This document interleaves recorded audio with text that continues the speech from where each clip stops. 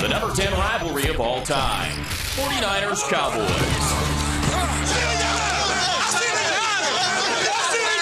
Just hate each other's guts.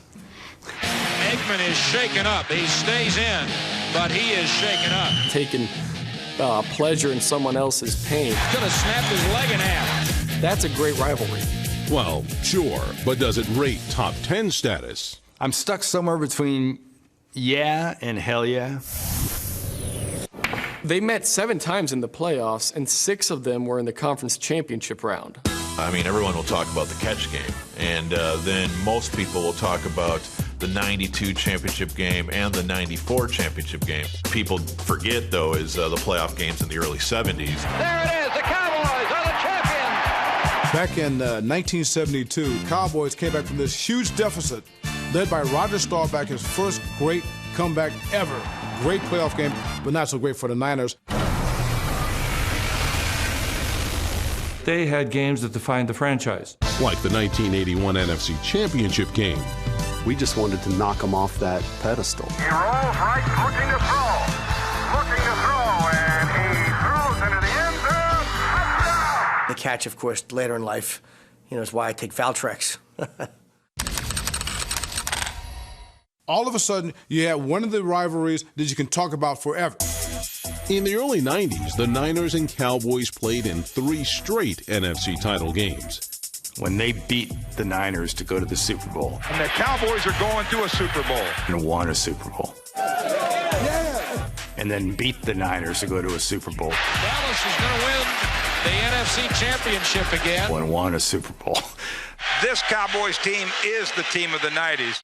That helped pour a little gasoline on the fire. They win 2 in a row. Jerry Jones allows Jimmy Johnson to leave, and Barry Switzer shows up, and he just could not outcoach George Seaver. He could not outcoach him. Back to throw again is Aikman. Some pressure, gets the pass away. Eric Davis picks it off! The Eric Davis pick 6 at the start of the 94 championship game. You could almost feel the shift in power in that rivalry. If you want to play a what-if game, how many Super Bowls do the Niners have? If Troy isn't at Dallas or Jerry doesn't hire Jimmy. Well, I remember Terrell Owens dancing on his star in Dallas. That was a lot of fun. Someone's doing it again! Oh, and somebody's coming over and tackle him! Oh, this is going to open up a war! If you can start to break off real interesting talking points from 4 different decades, I can see how you can make a case for it. I don't know, maybe move that one up a little bit. That may be a little low for that one. The number 9 rivalry of all time, Birds and the Boys. Stop the fight. Somebody stop the fight. If you were taking a poll in Philadelphia, Eagles Cowboys would be number 1 and everything else would be 10. It's like all of my friends who are Cowboys fans. That's the thing. I mean, Philly you don't mess with. You can go into any sports shop in Philadelphia and find a T-shirt or a hat that has Bleep Dallas on it, Dallas Bleeps on it. It's always going to be hatred. It never changes. Hey, stop! You get an eagle giving the 1-finger salute. I don't think the Cowboys look at the Eagles as a huge rival. Oh, I hate those dirty Eagles. But do they really hate the Eagles? Hate them. I mean, the Eagles hate the Cowboys, but it's got to be a two-way street here for the rivalry. They care. They're dirty. Eagles play dirty. Philly fans like their athletes a little on the dirty side. They cheer when people get hurt. I was there the day that, Michael Irvin was hurt at the vet. Irvin is slow getting up. And laid motionless, and it seemed like most of the vet got a big kick out of that moment. They've got an ambulance backed up out of the corner, and Jerry and Stephen Jones are both over there. I'm not sure they're not going to ride with Michael in the ambulance. In 1980, the Eagles' Harold Carmichael had made a catch in 127 straight games. Guess where his record streak ended. We need to end the streak against us. Dennis pulled the trigger on him, and that was it. Buddy Ryan loved to tweak the Cowboys. Number one objective, it seemed, was to get the Cowboys go. For him, it was almost like it was job one. Ryan reveled in the rough stuff and occasionally went too far. He actually tried to go after a kicker. And Dejas is just shaking his way after he gets hit. It's actually funny. Not to Jimmy Johnson, who tried to get someone, anyone, to stand still and listen to the outrage. I would have said something to Buddy, but he wouldn't stand on the field long enough. He put his big fat rear end into the dressing room. I resent that. I've been on a diet. I lost a couple of pounds, and I thought I was looking good. Who cares? You know, I'm sure they go back at each other, you know. I'm sure Buddy said something about Jimmy's hair. 2 weeks later, the Cowboys came north, and things went south. You got batteries, snowballs, all type of stuff coming from up the deck. We all remember snowballs and Jimmy Johnson. Jerome Brown, the defensive tackle of the Eagles, tweeting, let's cut it out with the snowballs. Ice balls, not snowballs. This is really fun. You want to talk about what a rivalry is based on. You need historic moments of high levels of hate and vitriol, and there's all of that. The number 8 rivalry of all time, the Patriots and the Colts. In the last 20 years, it's the equal of Yankees-Red Sox. I mean, it is, yeah, it's real. It's real. This is the one rivalry that really derives strictly from on the field. The Patriots and the Colts were the winningest teams in the NFL in the first decade of the 21st century. But the late 20th century wasn't always as kind to the franchises. The Colts were in the Patriots division for a long time. We played them twice a year. It wasn't the great rivalry that it turned into. It's safe to say that a 1-14 record does not help to boost attendance. In Baltimore, 17,000 brave Colts fans were rewarded with another flawless performance. They were both pretty bad for a fairly long stretch, which is why when people look at this list and see the Colts and Patriots on it, they might go, but that's not a historic traditional rivalry. These guys just washed up on shore 2 years ago. Come on, Tom. It was over 10 years of drama. And in the aughts, the Patriots and Colts may have produced more standout moments than any rivalry in any decade.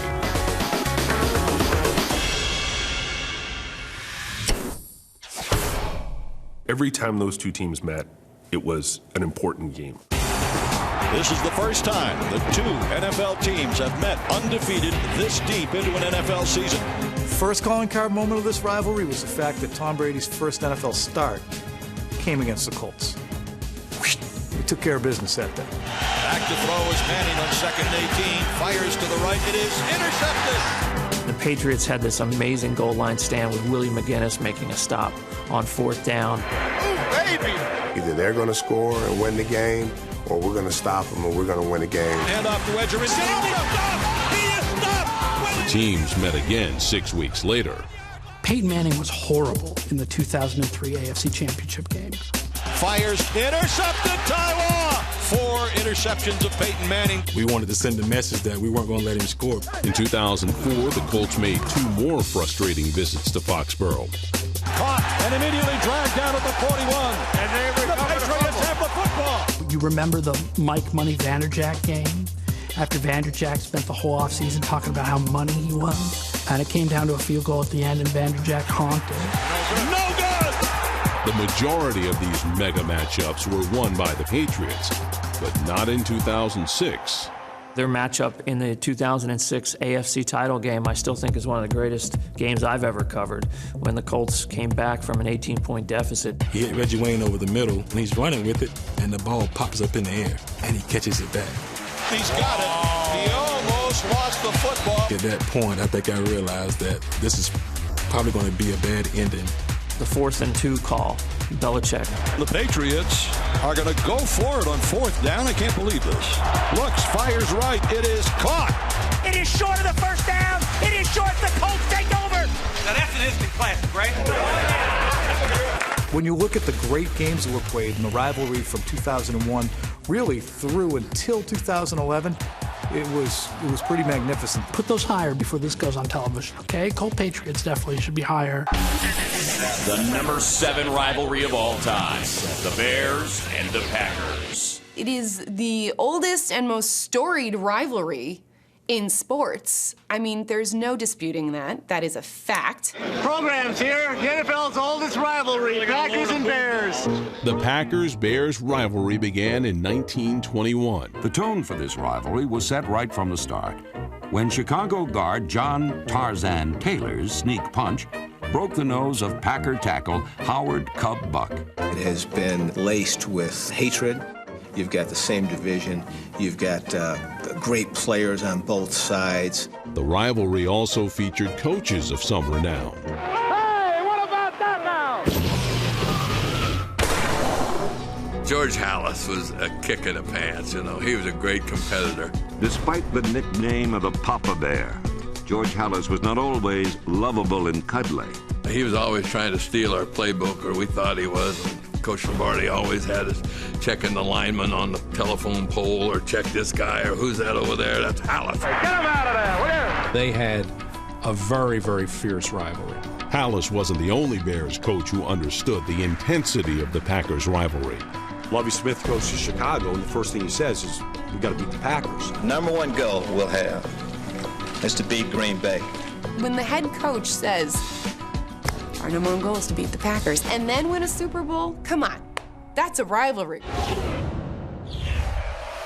I can't remember any meaningful games, but I'm sure we can go rustle up a few guys down at the nursing home who can. Tom, you don't exactly need Mr. Peabody's Wayback Machine to remember 2010.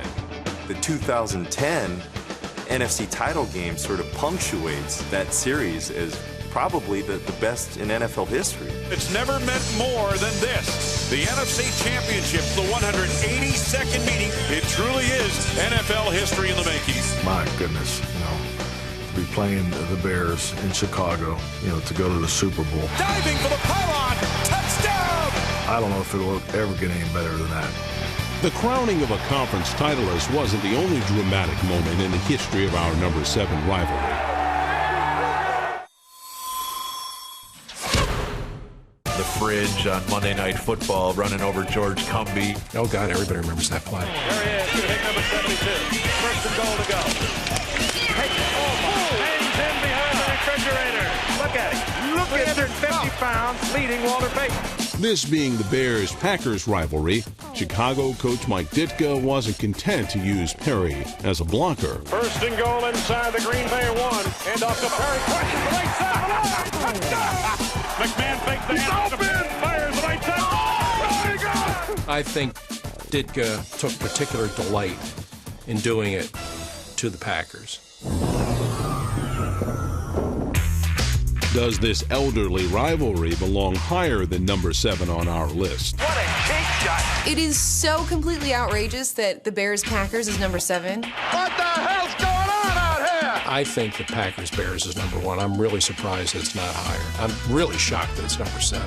To me, the Packers-Bears rivalry is as good as any all sports. They hate each other, man. Yeah, that's number 1.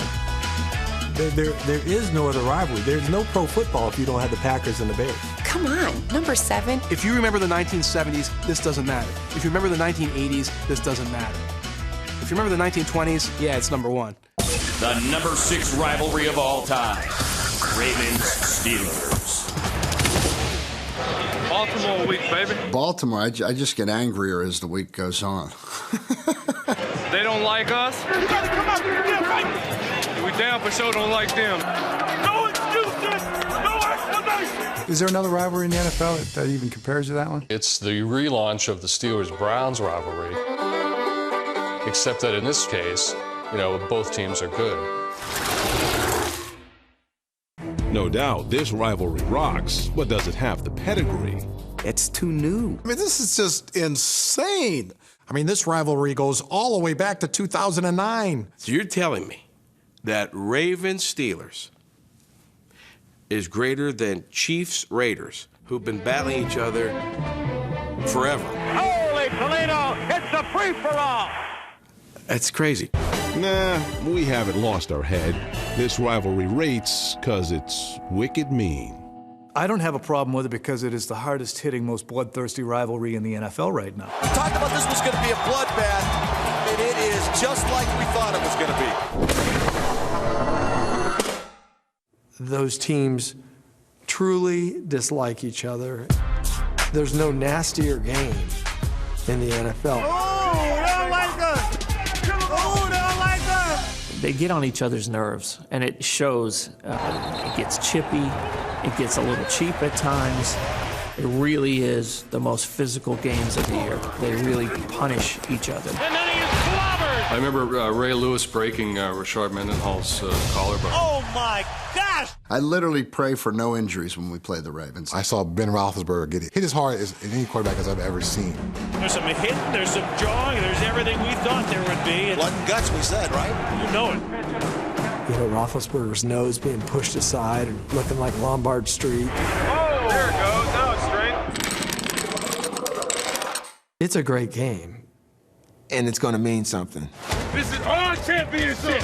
The showdown for first in the AFC North. And then the next one's going to mean something. And then they may play again in the playoffs, and it means even more. The American Football Conference Championship game. The winner goes on and plays in Super Bowl 43. Touchdown! So easy to feel the heartbreak. The Ravens have to stomach the knowledge that the Steelers will be on to Tampa. The fact that they're both in the same division just adds to the hatred.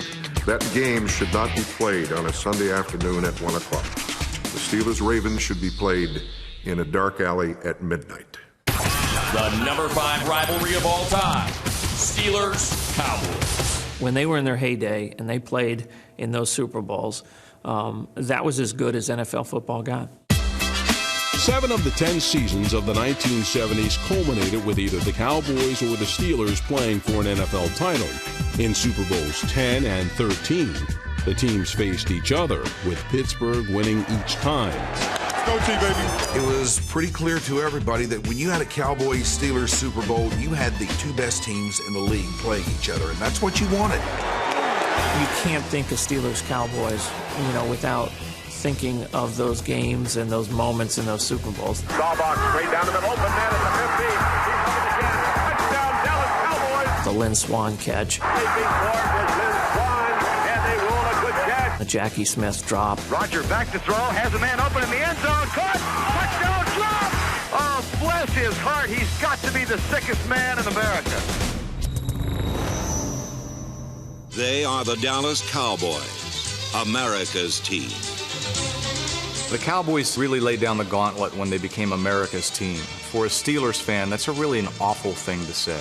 In my opinion, it was disrespectful to the rest of the league. What makes you so special that America has chosen you? Do you really want those guys representing you as a country? Yes, Scott. Pittsburgh fans would never dream of such audacity. That kind of arrogance on both sides helped earn the Cowboys-Steelers rivalry the number 5 spot on our list. They played again in, the 95 season, Super Bowl 30. The coach, Bill Cowher, he's always thinking. And with his beard, Neil O'Donnell looks like he's Abe Lincoln. The Cowboys are back, and they're walking on air. They no longer have to look at Jimmy Johnson's hair. And the Cowboys won. And the Cowboys win another Super Bowl title. Neil O'Donnell threw 2 unfortunate interceptions. And he fires a pass, and it's intercepted at the 40. Neil O'Donnell played pitch and catch with Larry Brown. The pass is picked up, and open field. You get one more, you can run for mayor. You better. You turn up. I'll vote for you, dog. I think it was extremely important for the Cowboys to get one against the Steelers. Touchdown! Emmitt Smith scores! If nothing else, to the Pittsburgh fan who always had that scoreboard on you. Yeah, but you'll never beat the Steelers in the Super Bowl. Well, they finally got them. We did it our way, baby! We did it! We did it! Does a rivalry based largely on the weight of 3 games merit the number 5 spot on our list? I think that's just the greatest postseason rivalry of all time. But that can't be a rivalry when you play somebody every 4 years, so I wouldn't put that on the list. I guess you got to be old and remember what it meant when the Cowboys met the Steelers. That, to me, is the essence of a huge rivalry. When you have, 2 really good teams that very likely are the best at the time, that's all you ask for. The number 4 rivalry of all time, the Browns and the Bengals. This one derives from sometime before my lifetime because for as long as I know, the Bengals and Browns have always been the 2nd and 3rd best football teams in Ohio, right behind the Buckeyes. Listen, kid, this rivalry does have roots before your time, and they're deep. The competition between the Browns and the Bengals really goes back to Paul Brown. Paul Brown built the Cleveland Browns. In 15 seasons with Cleveland, Paul Brown won 7 championships, the last in 1955. In 1962, owner Art Modell decided to make a change, and an NFL pioneer was sent into exile. It was seismic when Art Modell dismissed Paul Brown. And then here comes Paul Brown down in the south part of the state and forms the Bengals. And every time they went to Cleveland, it was Paul Brown versus the Cleveland Browns. This is the day Paul Brown returns to the city where he founded a football dynasty. He never forgave Art Modell. One guy can just screw up the whole thing terrible. He never forgot. I'm sure he's still thinking about it. His new team became a mirror image of his former Browns in more ways than one. They were brown and orange. We were orange and black. We wondered why we looked so much like the Cleveland Browns. If you were watching it from the upper deck, you could have sworn it was an inter-squad scrimmage. Although the similar uniforms made their games look like intra-squad scrimmages, the battles were fierce. What are the big games? Have they played in the playoffs? Do we have one big game example of Browns-Bengals? Back in the 80s, I mean, those were some dogfights. 7 of the 10 AFC Central titles in the 80s were won by the Bengals or the Browns, with Cleveland eking out a 4-3 advantage. Touchdown to Feature! The Browns win. They go into the playoffs. But in the last 3 decades of our number 4 rivalry, one moment stands out above all others. Sam Weish gets on the microphone and tells the entire crowd in Cincinnati, "Don't live in Cleveland, you live in Cincinnati." It was classic TV. It was classic Sam Weish. I'm sure Paul was somewhere. Sam knew exactly what he was doing, and it was good for the rivalry. Oh, it was just, how dare he criticize the Cleveland fans? Who is Sam Weish? Right now, you go for the jugular. To this day, when his name is mentioned, Browns fans have things that I can't say here that would get bleep, bleep, bleep, bleep all the time. You do know the difference between Cleveland and the Titanic. No, what's that? Well, at least Cleveland has a better orchestra. So is the Bengals-Browns rivalry too much of a joke to earn the number 4 spot on our list? He throws an interception with his left hand. Unbelievable. It absolutely belongs on the list, and I don't have a problem with it being number 4. Can't put it at number 4 on this list. A coach on the PA address is the best moment of the rivalry. I played for the Cleveland Browns my last 3 years, but I never knew that was a rivalry. So you got me there. Give me another one. The number 3 rivalry of all time. The Jets and the Patriots. I think the Jets-Patriot rivalry's been incredible. The pass on 3. 1, 2, 3. So much of it has nothing to do with the football on the field. It's been the front office, back and forth, personnel, bad blood, starting with Bill Parcells. Parcells took the previously floundering Patriots to a Super Bowl, but his relationship with owner Robert Kraft deteriorated. They want you to cook the dinner. At least they ought to let you shop for some of the groceries. It doesn't take much to stoke the fire when you're talking about New York and Boston anyway. Then you throw Parcells taking the Jets job into the mix, and that amplifies it even more. Patriot fans started to hate the Jet fans even more than they did because they were taking the big tuna. And then the Patriots got their revenge. Belichick resigns as head coach of the Jets. The most bizarre press conference I've ever seen in my life. Due to the various uncertainties surrounding my position as it relates to the team's new ownership, I've decided to resign as the head coach of the New York Jets. Let's just say he didn't like the New York Jets and he didn't like anything about the organization. And I want to wish everyone with the Jets my very best. And where does he end up going? To the Patriots. I'm very excited to introduce to you our new head coach. That just starts it all. Then you add Spygate, you add Mangini. Man, you got a great rivalry there. In 2007, there was a scandal with a particular video camera. Spygate took Patriots Jets and added HGH and Jolt Cole. Mangini, who was a New England Patriot guy, gave the information on the whole Spygate thing. And obviously that did fan the flames a whole lot. The Jets only knew that because they had been exposed to the same tactics when they had been with the Patriots. What other rivalry had that type of stuff? It's like Russian-American spy stuff from the 60s. It's great. The rivalry escalates with Rex, obviously, because he's a guy that can add fuel to any fire. First thing he does when he comes in is starts talking about who? Belichick. I'm not intimidated by him or anybody else in this business. The presence of Rex Ryan showing up, saying, I'm not going to kiss Bill Belichick's rings, and then going to back-to-back AFC championship games. 3 home teams advance, and the Jets. Kind of went right up different areas of the New England Patriots fan base. It's soap opera stuff. Let's talk about football. It was a Jets game when Drew Bledsoe was injured that allowed Tom Brady to come in and start his career. Chased by Ellis, and gets a terrible shot. What they should do is have a big ceremony and build a statue to Mo Lewis. We all thank Mo Lewis every day. The Patriots mostly dominated during the Brady-Belichick era. The Jets haven't gone to a Super Bowl since the 60s. The Patriots have gone to 5 under Belichick. Yeah, that'll ramp up a rivalry. The number 1 seeded Patriots were denied another possible Super Bowl trip in 2010. We'll see you in Pittsburgh for the AFC Championship game. The Jets doing the jet landing in Foxborough. It was a defining moment of the rivalry. The rivalry doesn't lack for hard feelings, but have the teams played enough meaningful football to warrant the number 3 spot on our list? The Patriots 45, the New York Jets 3. You know, you heard that saying, sometimes you're the windshield, sometimes you're the bug. Patriots have been the windshield most of the time. Jets players can't stand the Patriots. Jets coaches can't stand the Patriots. Vice versa. And then, by the way, it's New York and it's Boston. Even better. Yes. Patriots, Jets. Awesome at number 3. The number 2 rivalry of all time. The silver and black and the black and gold.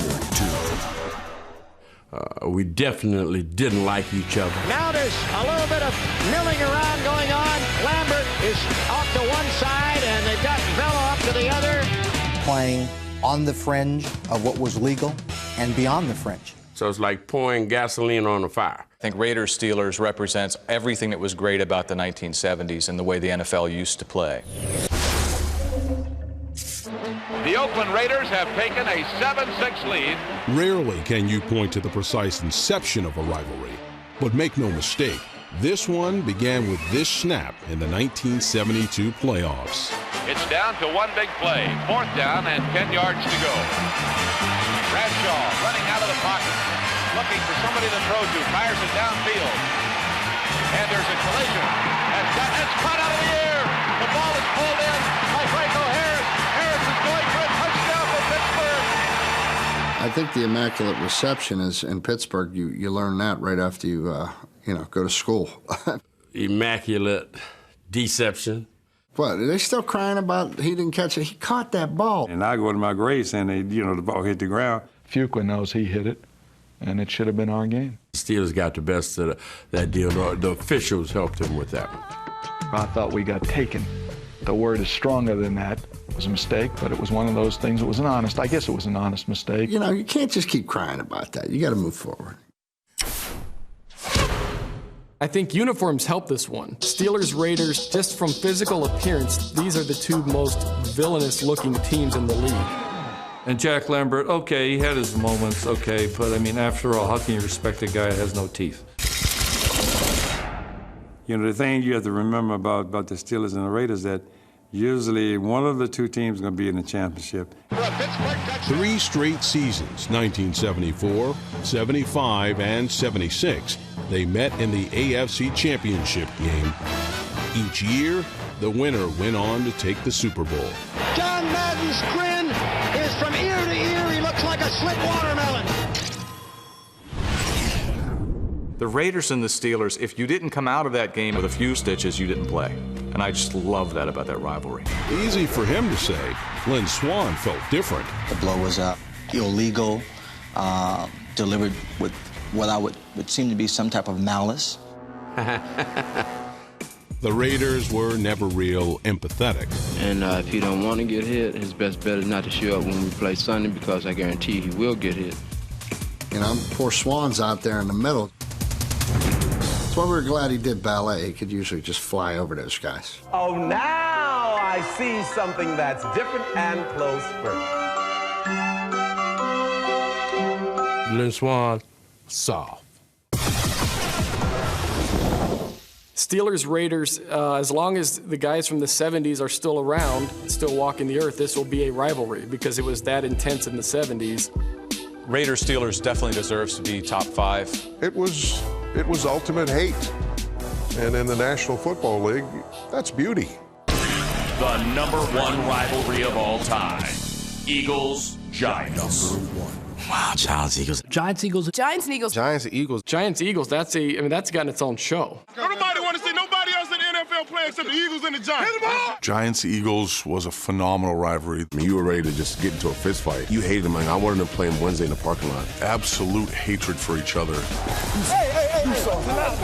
It's a nasty rivalry. That one might be the nastiest rivalry.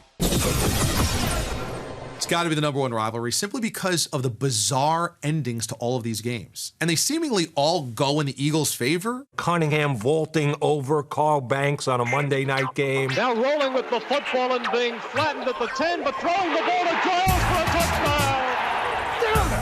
And there were probably some good plays for the Giants, too. I just don't remember any of them. Eagles line up for a field goal, overtime 1988. It's blocked by the Giants. Okay, we escaped, right? The kick is blocked. It's blocked, but it's picked up. Ryan Simmons, I think, bro.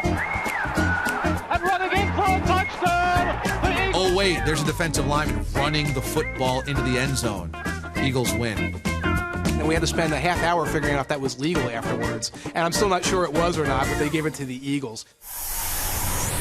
They just have weird things that happen, like the miracle at the Meadowlands. Bizarre kick fumbles the football. It's picked up by Herbert Edwards. 15, 10, 5, touchdown Eagles. I don't believe it. Another act of stupidity by a Giant. Zaniest play in NFL history. Except that it happened again. Bad dodge the punt. Gets a high snap. Gets it away. It's a knuckler. Jackson takes it at the 35. Fumbles it. Picks it up. Looks for running room. He's at the 40. He's at the 45. Midfield. He's at the 40. He's going to go. Deshaun Jackson. The Eagles win. This is Miracle in the Meadowlands #2.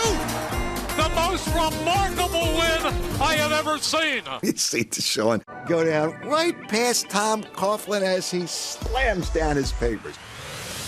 You talked to Coughlin the next day, and the guy admitted he sat in a darkened room with the lights off by himself for the rest of that evening. Now, don't tell me that doesn't add to the rivalry. Proximity helps. It's like territorial. Yeah. You know?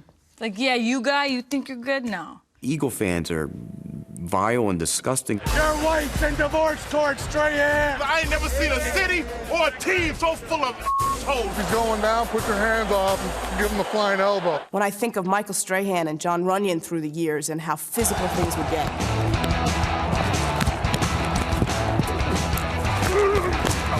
I mean, nasty, violent. I tell you right now, you know everybody gonna watch it. Put on you. You have Keith Byers knocking out Pepper Johnson. It was a decleater. And I'm mad. I want to go fight Keith now. It was personal when it came to the two teams. There's been Chuck Bednarik nearly killing Frank Gifford. You wonder in today's world how many people remember the Gifford-Bednarik hit. Probably most remembered defensive plays in NFL history. Gifford swings out of the backfield. As soon as he caught the ball, I rammed him. I thought he was dead.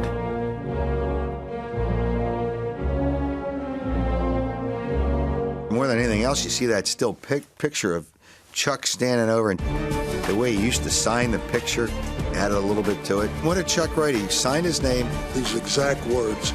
This effing game is over. This rivalry has lived up to its billing, including some postseason games. You gotta love it. Playoff football here in Giant Stadium. It's got the distance. It's gone! When David Akers kicked that field goal, he nearly cost Tom Coughlin his job. It actually led to the evolution of Coughlin, and then ultimately the next season the Giants would win the Super Bowl. The New York Giants have knocked off the New England Patriots. We get those like Hail Mary moments, but we never finish them in the season. Maybe the Giants actually owe the Eagles some thanks, because when the Eagles knock them down, they get so angry, they say, we really got to fix this thing, and now we're going to find a way to win, and then they just end it with a Super Bowl. And the Giants have finished off the Patriots in the Super Bowl for the second time in 4 years. It's an East Coast deal. That's all it is. That's no East Coast bias. Anybody outside the East who believes there's a bias there, then they're not paying very good attention. If they cry East Coast bias in this, just tell them, we put Browns Bengals number 4. What do you want from us? We threw you a bone.